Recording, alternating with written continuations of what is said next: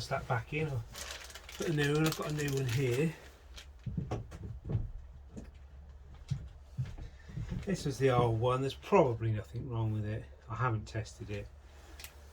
That's the old one. That's the new one. Haven't tested it, but it probably works. But these weren't very expensive, so I'm going to fit a new one.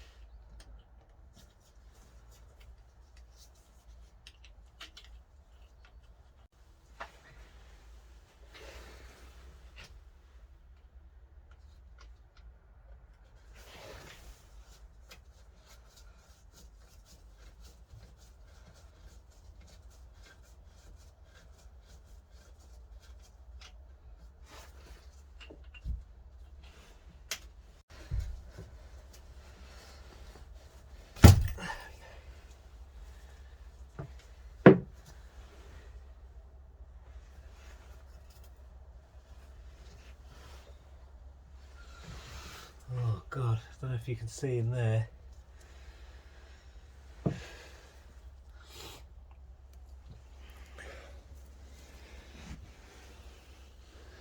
It's full of rust.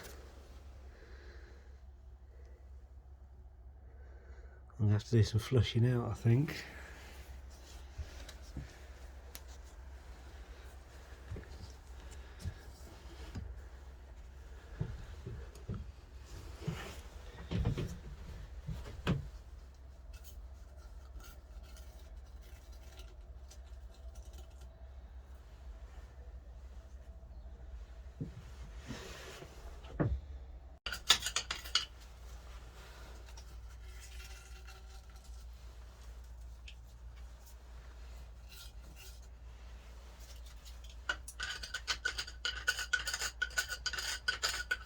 So I've managed to scrape most of the rust out of there. I've also taken the old gasket off the top of this and given it a clean, and got all the old rubbish off, and I've also cleaned the top area here ready for the new gasket to go on. So this is where I come to install the new thermostat now.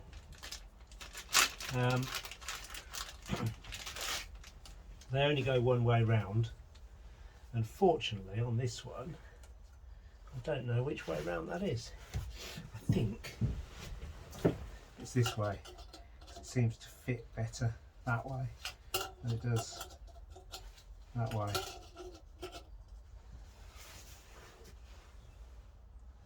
So the water comes in here, pump into here, cools down through the matrix, in here, fills up the engine, so it pump around the engine,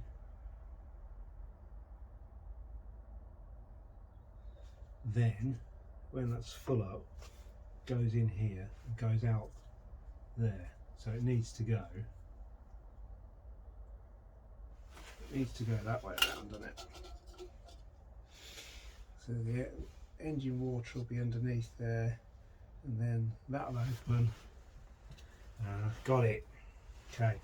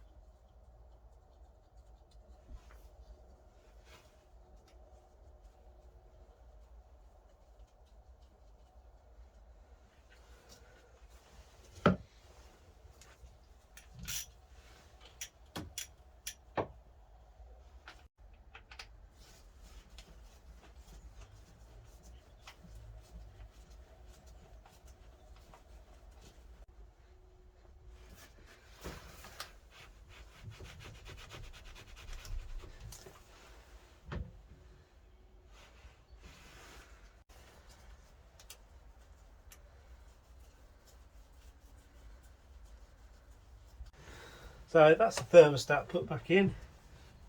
This is the old one, but just to show you why I think I've put it in the right way around. So the raw water comes up from the river into this pot. It then comes out this sort of more yellowy looking pipe here, down, it joins into a black one for some reason there, into the water pump just here. The water pump then goes into the exhaust matrix here, comes out the top here into this piece here, which I believe then fills up the engine and returns into here. So the thermostat is in this bit. So when it fills this up, so it comes in here, fills this up, and then at this point it will start pumping back out. Once the engine's full of water, it will start pumping back out of the exhaust via this at the top here. So in the middle is the thermostat, which I've got sitting this way round, so that the metal piece in the middle here is in the engine water. So if it knows when the engine water is at that temperature, it will then open and divert water back out the exhaust, and then when it's closed it will cool again, leaving the cooler engine running around the cooler water running around the engine. So hopefully that's on right. We'll see. So now I'm going to do the HT leads. They're looking a little bit tired, so I've bought a brand new set of those. So I'm going to basically unplug them one by one from the Dizzy and put in. Don't do them all at the same time, because you'll probably mix up the firing order.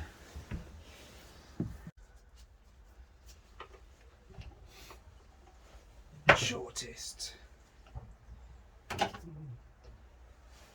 Next shortest. Next shortest. Longest. So we'll start with the longest, shall we? Which will be the one furthest away up here.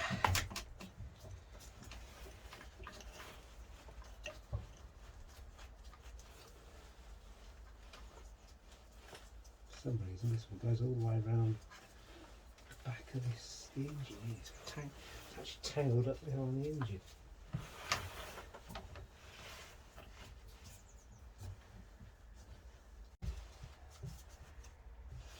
Actually,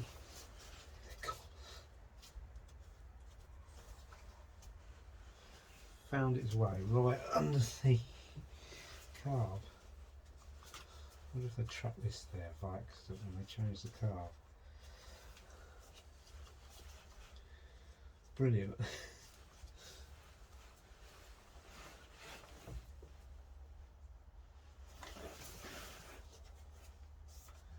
There's that one.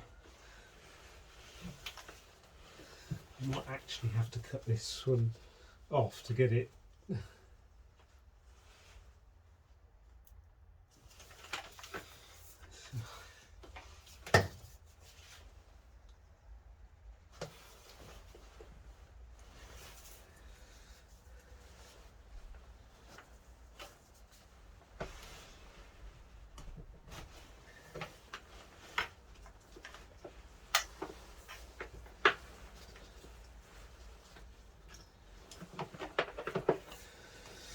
Brilliant. Out with the old.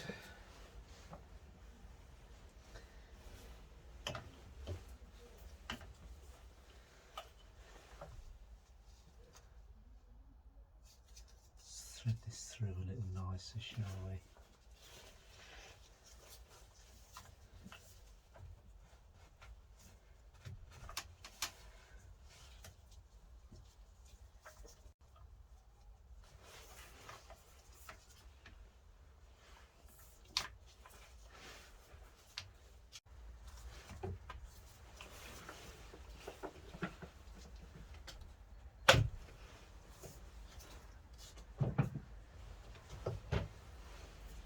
And the last one.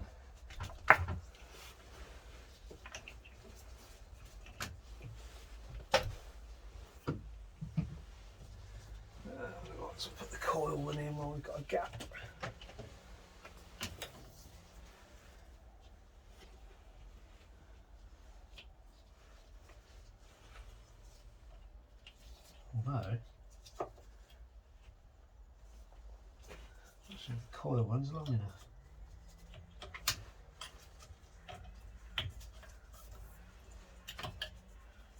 No, 'cause I stuck the coil over there.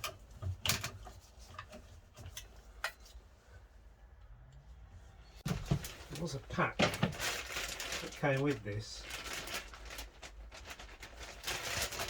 Both the blue ones.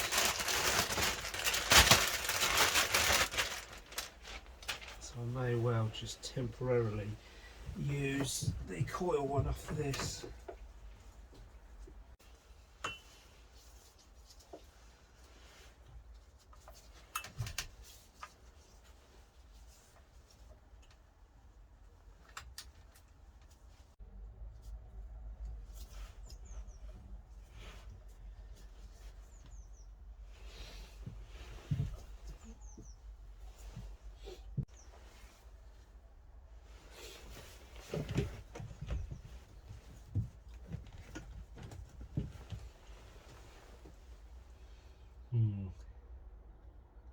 They might have been better over the top of that actually.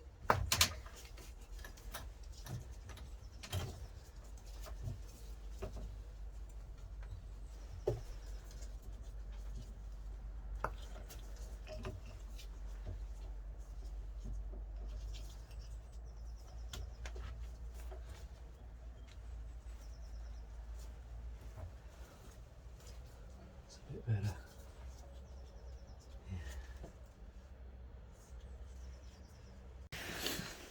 So I've now fixed the choke cable as well.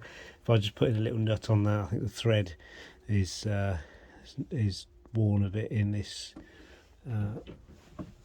Thread is worn a bit in this unit here. So I've basically just put a nut on the end and tightened that up to hold the choke cable in. So the choke could actually go in and out now without the whole cable moving. A couple of problems. One thing I forgot was to put these wires back on, although it didn't seem to make any difference or anything obvious, but I'm sure it would have done. So I'll put those back on. And it was leaking as well from the gasket seal around here. So I've just taken it off again. I think what I did wrong was put the, I could demonstrate with the old one and this, was put the thermostat in and then put the gasket over it. Obviously it's got a hole in the middle, but so what I've done this time is done it like that, and I think it makes more sense because actually that traps a bit of the gasket in the bit that the thermostat stands on. So we'll give it another start and see if it works. Quite a cold morning and it started up fairly easy earlier, so let's have a look.